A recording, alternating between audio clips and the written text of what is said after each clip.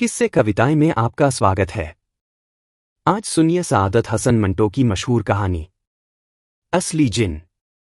लखनऊ के पहले दिनों की याद। नवाब नवाजिश अली अल्लाह को प्यारे हुए तो उनकी इकलौती लड़की की उम्र ज्यादा से ज्यादा 8 बरस थी। इकहरे जिस्म की, बड़ी दुबली पतली, नाजुक, पतले पतले नक्शों वाली गुड़िया सी। नाम उसका फरखंदा था। उसको अपने वालिद की मौत का दुख हुआ, मगर उम्र ऐसी थी कि बहुत जल्द भूल गई। लेकिन उसको अपने दुख का शदीद एहसास उस वक्त हुआ जब उसको मीठा बरस लगा और उसकी माँ ने उसका बाहर आना जाना कतई तौर पर बंद कर दिया और उस पर कड़े पर्दे की पाबंदी आयद कर दी। उसको अब हर वक्त घर की 4 दीवारी में रहना पड़ता। उसका कोई भाई था न बहन। अक्सर तन्हाई में रोती और खुदा से ये गिला करती कि उसने भाई से उसे क्यों महरूम रखा और फिर उसका अब्बा मियाँ उससे क्यों छीन लिया। माँ से उसको मोहब्बत थी, मगर हर वक्त उसके पास बैठी वो कोई तस्कीन महसूस नहीं करती थी। वो चाहती थी कोई और हो जिसके वजूद से उसकी जिंदगी की यक आहंगी दूर हो सके। वो हर वक्त उकताई उकताई सी रहती। अब उसको 18वां बरस लग रहा था। सालगिरह में 10-12 रोज बात ही थे कि पड़ोस का मकान, जो कुछ देर से खाली पड़ा था, पंजाबियों के एक खानदान ने किराए पर उठा लिया। उनके 8 लड़के थे और एक लड़की। 8 लड़कों में से 2 ब्याहे जा चुके थे। बाकी स्कूल और कॉलेज में पढ़ते थे। लड़की इन 6 से 1 बरस बड़ी थी। बड़ी तनोमंद, हट्टी कट्टी, अपनी उम्र से 2-2.5 बरस ज्यादा ही दिखाई देती थी। एंट्रेंस पास कर चुकी थी। इसके बाद उसके वालिदैन ने ये मुनासिब न समझा था कि उसे मजीद तालीम दी जाए। मालूम नहीं क्यों उस लड़की का नाम नसीमा था, लेकिन अपने नाम की रियायत से वो नरमो नाजुक और सुस्त रफ्तार नहीं थी। उसमें बला की फुर्ती और गर्मी थी। फरखंदा को इस महीन महीन मोछों वाली लड़की ने कोठे पर से देखा, जबकि वो बेहद उकता कर कोई नावल पढ़ने की कोशिश करना चाहती थी। दोनों कोठे साथ साथ थे, चुनाचे चंद जुमलों ही में दोनों मुतारिफ हो गईं। फरखंदा को उसकी शक्लो सूरत पहली नज़र में हतन पुरकशिश मालूम न हुई, लेकिन जब उससे थोड़ी देर गुफ्तगू हुई तो उसे उसका हर खुद्दोखाल पसंद आया। मोटे मोटे नक्शों वाली थी, जैसे कोई जवान लड़का है जिसकी मसें भीग रही हैं। बड़ी सेहतमंद, भरे भरे हाथ पाव, कुशादा सीना, मगर उभारों से बहुत हद तक खाली। फरखंदा को उसके बालाई लब पर महीन महीन बालों का गुबार खास तौर पर बहुत पसंद आया। चुनांचे उनमें फौरन दोस्ती हो गई। नसीमा ने उसके हाथ में किताब देखी तो पूछा, ये नावल कैसा है? फरखंदा ने कहा, बड़ा जलील किस्म का है, ऐसे ही मिल गया था। मैं तन्हाई से घबरा गई थी, सोचा कि चंद सफ़े पढ़ लूं। नसीमा ने ये नावल फरखंदा से लिया। वाकई बड़ा घटिया सा था, मगर उसने रात को बहुत देर जाग कर पढ़ा। सुबह नौकर के हाथ फरखंदा को वापस भेज दिया। वो अभी तक तन्हाई महसूस कर रही थी और कोई काम नहीं था, इसलिए उसने सोचा कि चलो चंद और आप देख लूं। किताब खोली तो उसमें से एक रुका निकला जो उसके नाम था। ये नसीमा का लिखा हुआ था। उसे पढ़ते हुए फरखंदा के तन बदन में कपकपियां दौड़ती रहीं। फौरन कोठे पर गई। नसीमा ने उससे कहा था कि अगर वो उसे बुलाना चाहे तो ईंट जो मुंडेर से उखड़ी हुई थी जोर जोर से किसी और ईंट के साथ बजा दिया करे, वो फौरन आ जाएगी। फरखंदा ने ईंट बजाई तो नसीमा सचमुच 1 मिनट में कोठे पर आ गई। शायद वो अपने रुके के जवाब का इंतजार कर रही थी। आते ही वो 4-4.5 फुट की मुंडेर पर मर्दाना अंदाज में चढ़ी और दूसरी तरफ कूद कर फरखंदा से लिपट गई और चट से इसके होंठों का तूल बोसा ले लिया। फरखंदा बहुत खुश हुई। देर तक दोनों घुल मिल के बातें करती रहीं। नसीमा अब उसे और ज्यादा खूबसूरत दिखाई दी। उसकी हर अदा, जो मर्दाना तर्ज की थी, इसे बेहद पसंद आई और वहीं फैसला हो गया कि वो ताद में आखिर सहेलियां बनी रहेंगी। सालगिरह का दिन आया तो फरखंदा ने अपनी माँ से इजाज़त तलब की कि वो अपनी हमसाई को, जो उसकी सहेली बन चुकी है, बुला सकती है। उसने अपने ठेठ लखनवी अंदाज में कहा, कोई मज़ाइठा नहीं बुला लो, लेकिन वो मुझे पसंद नहीं। मैंने देखा है, लौंडों की तरह कटकड़े लगाती रहती है। फरखंदा ने वकालत की, नहीं अम्मी जान, वो तो बहुत अच्छी है। जब मिलती है बड़े अखलाफ से पेश आती है। नवाब साहिब की बेगम ने कहा, होगा, मगर भाई मुझे तो ऐसा मालूम होता है कि उसमें लड़कियों की कोई नजाकत नहीं। लेकिन तुम इसरार करती हो तो बुला लो, लेकिन उससे ज्यादा रब्त नहीं होना चाहिए। फरखंदा अपनी माँ के पास तख्त पर बैठ गई और उसके हाथ से सरोता लेकर छालियाँ काटने लगी। लेकिन अम्मी जान, हम दोनों तो कसम खा चुकी हैं कि सारी उम्र सहेलियाँ रहेंगी, इंसान को अपने वादे से कभी फिरना नहीं चाहिए। बेगम साहिबा उसूल की पक्की थीं, इसलिए उन्होंने कोई एतराज न किया और सिर्फ ये कहकर खामोश हो गईं, तुम जानो, मुझे कुछ मालूम नहीं। सालगिरह के दिन नसीमा आई। उसकी थमीज धारीदार पोपलीन की थी। चुस्त पायजामा, जिसमें से उसकी मजबूत पिंडलियां अपनी तमाम मजबूती दिखा रही थी। फरखंदा को वो इस लिबास में बहुत प्यारी लगी। चुनांचे उसने अपनी तमाम निस्वानी नज़ाकतों के साथ उसका इस्तिकबाल किया और उससे चंद नाज नखरे भी किए। मिसाल के तौर पर जब मीज़ पर चाय आई तो उसने खुद बनाकर नसीमा को पेश की। उसने कहा, मैं नहीं पीती, तो फरखंदा रोने लगी। बिस्कुट अपने दांतों से तोड़ा तो उसको मजबूर किया कि वो इसका बठाया हिस्सा खाए। समोसा मुंह में रखा तो उससे कहा कि वो आधा इसके मुंह के साथ मुंह लगाकर खाए। एक आध मर्तबा मामूली मामूली बातों पर लड़ाई होते होते रह गई, मगर फरखंदा खुश थी। वो चाहती थी कि नसीमा हर रोज आए, वो उससे चहल करे और ऐसी नरमोनाजुक लड़ाइयां होती रहे जिनसे उसकी ठहरे पानी जैसी जिंदगी में चंद लहरें पैदा होती रहीं। लहरें पैदा होना शुरू हो गईं और उनमें फरखंदा और नसीमा दोनों लहराने लगीं। अब फरखंदा ने भी अपनी अम्मी से इजाजत लेकर नसीमा के घर जाना शुरू कर दिया। दोनों उस कमरे में जो नसीमा का था दरवाजे बंद करके घंटों बैठी रहती। जाने क्या बातें करती थीं। उनकी मोहब्बत इतनी शिद्दत इख्तियार कर गई कि फरखंदा जब कोई चीज खरीदती तो नसीमा का जरूर ख्याल रखती। उसकी अम्मी इसके खिलाफ थी। चूंकि इकलौती थी, इसलिए वो उसे रंजीदा नहीं करना चाहती थी। दौलत काफी थी, इसलिए क्या फर्क पड़ता था कि एक के बजाय 2 थमीसों के लिए कपड़ा खरीद लिया जाए। फरखंदा की 10 शलवारों के लिए सफेद साटन ली तो नसीमा के लिए 5 शलवारों के लिए लट्ठा ले लिया जाए। नसीमा को रेशमी मलबूस पसंद नहीं थे, उसको सूती कपड़े पहनने की आदत थी। वो फरखंदा से ये तमाम चीजें लेती, मगर शुक्रिया अदा करने की जरूरत महसूस न करती।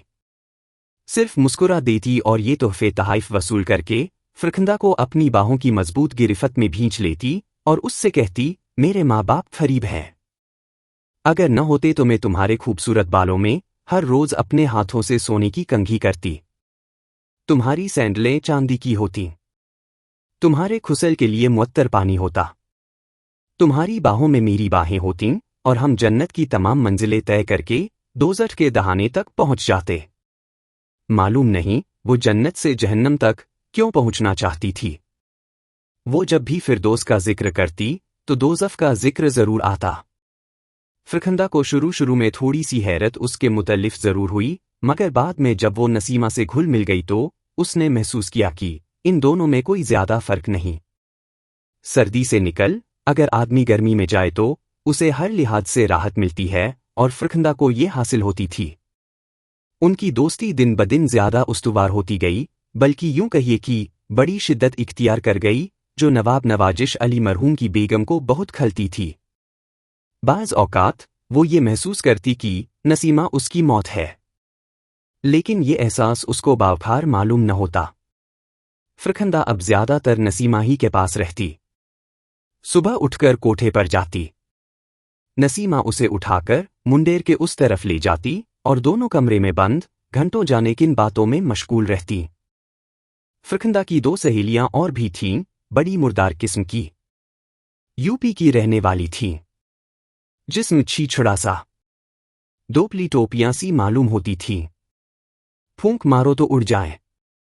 नसीमा से तारुफ होने से पहले ये दोनों उसकी जान और जिगर थीं, मगर अब फरखंदा को उनसे कोई लगाव नहीं रहा था, बल्कि चाहती थी कि वो न आया करें, इसलिए कि इनमें कोई जान नहीं थी। नसीमा के मुकाबले में वो नन्ही नन्ही चूहियां थीं जो कुतरना भी नहीं जानती। एक बार उसे मजबूरन अपनी माँ के साथ कराची जाना पड़ा, वो भी फौरी तौर पर। नसीमा घर में मौजूद नहीं थी, इसका फरखंदा को बहुत अफसोस हुआ। चुनांचे कराची पहुंचते ही उसने उसको एक तवील माजरतनामा लिखा। इससे पहले वो तार भेज चुकी थी। उसने डत में सारे हालात दर्ज कर दिए और लिखा कि तुम्हारे बगैर मेरी जिंदगी यहां बेकैफ है। काश तुम भी मेरे साथ आती। उसकी वालिदा को कराची में बहुत काम थे, मगर उसने उसे कुछ भी न करने दिया। दिन में कम अज कम 100 मर्तबा कहती, मैं उदास हो गई हूं। ये भी कोई शहरों में शहर है। यहां का पानी पीकर मेरा हाजमा लराब हो गया है। अपना काम जल्दी खत्म कीजिए और चलिए लाहौर। नवाब नवाजिश अली की बेगम ने सारे काम अधूरे छोड़े और वापस चलने पर रजामंद हो गई। मगर अब फरखंदा ने कहा, जाना है तो जरा शॉपिंग कर लें। यहां कपड़ा और दूसरी चीजें सस्ती और अच्छी मिलती हैं। शॉपिंग हुई। फरखंदा ने अपनी सहेली नसीमा के 10 सेलेक्ट्स के लिए बेहतरीन डिजाइन का कपड़ा खरीदा। वॉकिंग शू लिए। एक घड़ी खरीदी जो नसीमा की चौड़ी कलाई के लिए मुनासिब मौजू थी। माँ खामोश रही कि वो नाराज न हो जाए। कराची से लाहौर पहुंची तो सफर की थकान के बावजूद फौरन नसीमा से मिली, मगर उसका मुंह सूझा हुआ था।